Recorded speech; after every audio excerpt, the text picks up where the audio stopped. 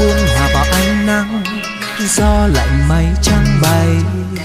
Nhìn quanh tôi một chùm núi cao, hòa vào mây trời bát ngát.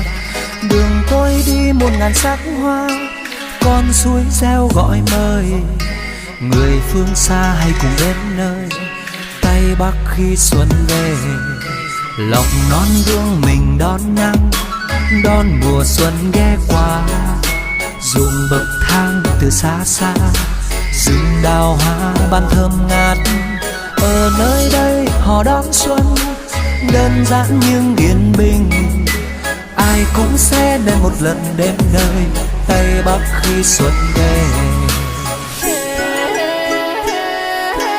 Xuân về trên rừng núi, nâng chén ta chúc mừng. Cầu một năm bình an, ấm no cho bản làng.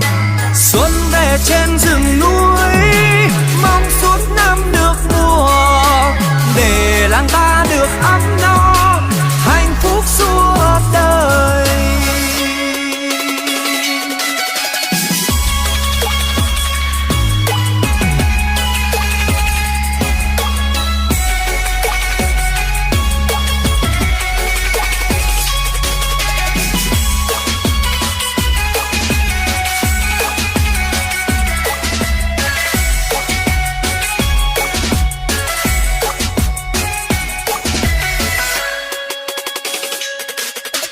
Màn sương buông hòa vào ánh nắng, gió lạnh mây trắng bay.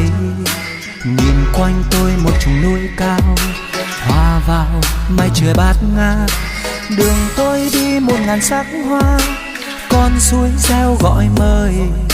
Người phương xa hay cùng đến nơi Tây Bắc khi xuân về.